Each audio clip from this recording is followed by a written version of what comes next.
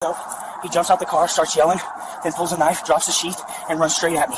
Okay, you saw the knife first, then what happened? I backed up, told him to chill, then he swung at my arm. And that's when you defended yourself? Yeah, that's when everything went bad. It happened so fast, he wouldn't stop. I didn't have a choice, man. All right, just stay with me. Let's sort it out. The scene opens with police bodycam footage, capturing a suburban roadside near a parking lot entrance. It is midday, with natural daylight filtering through a slightly overcast sky. The camera reveals multiple civilian vehicles awkwardly stopped, including a white sedan, a pickup truck, and a compact SUV. Faint traffic noise hums in the background, mingling with the soft rustle of tree leaves in the wind. Distant sirens can be heard, but they are not immediate. An officer approaches the scene, where two civilians stand outside their vehicle, engaged in a heated argument. One is pacing nervously while the other appears visibly anxious, setting the stage for an emotionally charged confrontation. The male civilian, shaken and breathing heavily, recounts the incident. He jumps out of the car, starts yelling. Then I see something in his hand. The officer, maintaining a controlled voice, urges him to slow down. What did you see in his hand? The male responds, knife. He pulls it out, drops the sheath, and runs straight at me. Tension escalates as the officer steps closer, the camera panning between the couple and their vehicles. The female civilian attempts to explain the situation rapidly, her voice trembling. The male becomes more defensive yet less aggressive, while the officer maintains a calm but firm tone, requesting that their hands remain visible. The atmosphere thickens with uncertainty as the officer's presence attempts to stabilize the situation. The viewer feels the weight of the moment, uncertainty giving way to tension. The officer's tactical distance is evident, and the bodycam captures the subtle nuances of the unfolding drama. Breathing and fabric rustle add to the realism, immersing the audience in the chaotic environment. As the officer navigates the scene, the emotional stakes rise, leaving the viewer acutely aware that something has already gone very wrong. The dynamic exposure shifts with the camera's movements, enhancing the sense of unpredictability and urgency as the situation teeters on the brink of escalation. It all started with a simple mistake on Crawford Street. Investigator Julian Cross was just driving his truck like any other day when he needed to move over. He saw a white Tesla behind him and tried to stay in his lane to give the other driver plenty of room to pass. There were two other lanes open, so it should have been easy for the Tesla to just go around. Instead of taking the open path, the driver of the Tesla sped up and got right on the back of Julian's truck.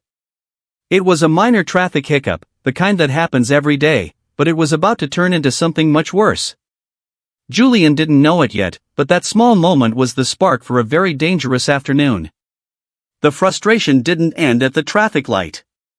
Instead of driving away, the white Tesla began an aggressive pursuit, following Julian Cross's truck closely as he continued west on 192. Every time Julian tried to create distance, the Tesla would veer back in front of him, effectively trapping him on the road. Brock Gentry wasn't just driving anymore, he was hunting, shadowing the truck's every move with a dangerous level of focus. Inside his truck, Julian could feel the tension rising as he realized this was no longer just a rude driver, but someone who was looking for a fight. The situation reached a breaking point when both vehicles pulled into a parking lot near the car wash. Julian Cross stopped his truck, hoping to finally have a calm word with the driver and let him know he intended to file a formal complaint. He stood by the back of his vehicle, calling out to the couple to talk it over man-to-man. However, Brock Gentry didn't come out to talk. Instead of a conversation, he cornered Julian in the lot, turning the space into the stage for a violent confrontation. As Julian waited by his truck, Brock Gentry finally got out of his white Tesla. He didn't look like he wanted to talk things out calmly. Instead, he moved with what he later called extreme hypervigilance. He was convinced that Julian was a threat and felt he needed to jump into action to protect his wife. His face was set in a hard stare, and his movements were quick and tense, showing that he was ready for a fight rather than a conversation. This sudden outburst of energy made it clear that the situation was about to turn violent very fast. The situation turned from a heated argument to a life-threatening attack in a split second. As Julian Cross backed away, trying to calm the man down, Brock Gentry suddenly lunged forward. In his hand was a sharp silver knife. Julian tried to dodge, but he wasn't fast enough. Brock swung the blade, and Julian felt a sharp pain as the metal slashed through his shirt and into the skin of his shoulder. It was a terrifying moment where a simple road rage mistake became a violent crime. In that terrifying moment, the power dynamic shifted instantly. Julian Cross didn't stay a victim, he backed away, identified himself as a law enforcement officer, and drew his service weapon. The sight of the gun and the badge changed everything for Brock Gentry. The man who had been charging with a knife suddenly stopped in his tracks, realizing he wasn't attacking a random stranger, but a cop who was ready to defend himself.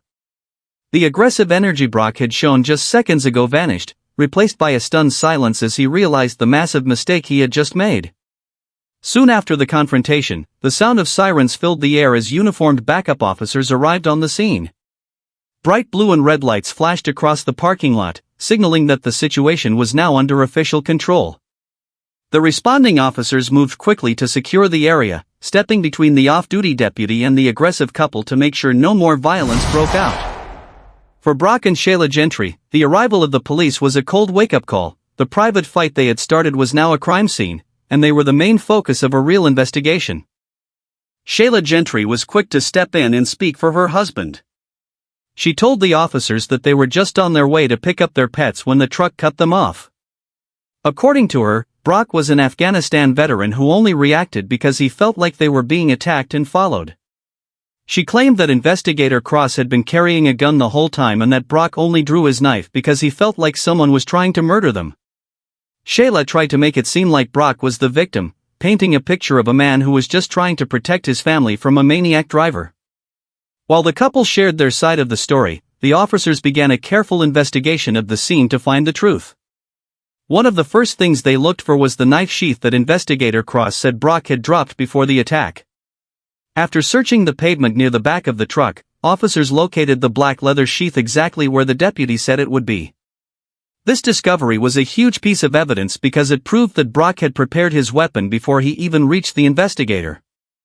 Finding the sheath made it much harder for Brock to claim he was just defending himself, as it showed he was the one who brought a deadly weapon into a simple argument. As the tension hung heavy in the air, the conversation shifted between two men who had both served their country. Brock Gentry sat near his Tesla, looking overwhelmed and repeating that his extreme hypervigilance from his time in Afghanistan made him lose control.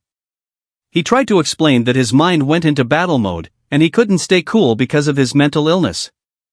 However, investigator Julian Cross looked at him with a steady gaze and revealed a truth that changed the mood of the whole lot. Cross pointed at the badge on his belt and told Brock that he was also a veteran with PTSD.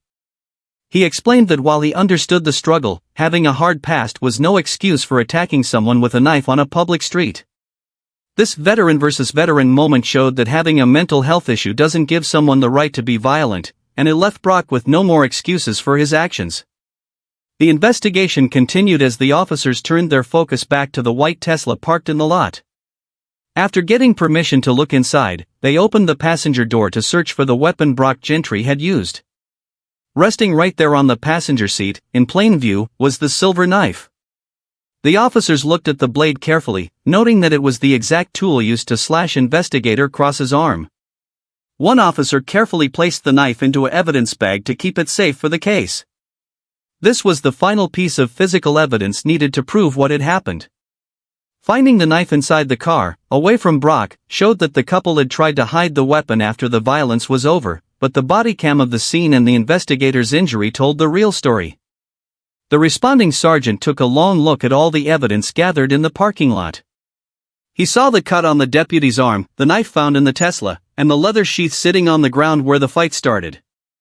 He then turned to Brock Gentry to explain the totality of circumstances. This is a rule police use to look at every single part of an event to see who is really at fault. The sergeant explained that even though Brock felt scared or hypervigilant, he was the one who made the choice to get out of his car with a weapon in his hand. Because he turned a loud argument into a physical attack with a blade, the law saw him as the primary aggressor. The sergeant made it clear that once the knife was pulled, Brock became the person responsible for the crime, regardless of who started the shouting. It was a heavy lesson in how one bad choice can change a person's life in an instant. The time for talk had finally come to an end. The sergeant looked at Brock Gentry and told him clearly that he was being placed under arrest. Because Brock had used a blade to hurt someone, his charges were very serious: aggravated battery and assault with a deadly weapon. The officers moved in and ordered Brock to put his hands behind his back. The loud, metallic click of the handcuffs echoed through the parking lot, marking the moment Brock lost his freedom. Shayla stood by, watching in shock as her husband was led toward the back of a patrol car. The tough guy who had charged out of his Tesla just minutes ago was now silent, staring at the ground as he was tucked into the hard plastic seat of the police cruiser. It was a cold, sharp ending to a fight that never should have started. With Brock now sitting in the back of the patrol car, Shayla Gentry turned her attention to the officers, trying one last time to change the outcome. She was desperate and asked the sergeant if she could press charges against investigator Julian Cross. She argued that the investigator was the one who caused the problem by threatening her husband and making his mental health symptoms worse. Shayla felt that if Julian hadn't stood his ground or shown his weapon after being stabbed, Brock wouldn't have blacked out from his PTSD. The sergeant listened to her plea but explained that the law doesn't work that way. He told her that her statements were already written down and would be given to a higher-ranking officer, the lieutenant, to look over. However, he made it clear that because Brock was the one who used a knife first, he was the person going to jail. Shayla's attempt to flip the blame onto the deputy failed because the evidence showed that Brock was the one who turned a traffic argument into a violent crime. As the police prepared to take Brock away, the consequences of the afternoon began to sink in for the couple. Because Brock was being arrested for a violent felony and Shayla was not in a state to drive the vehicle away immediately, the white Tesla could not stay in the parking lot.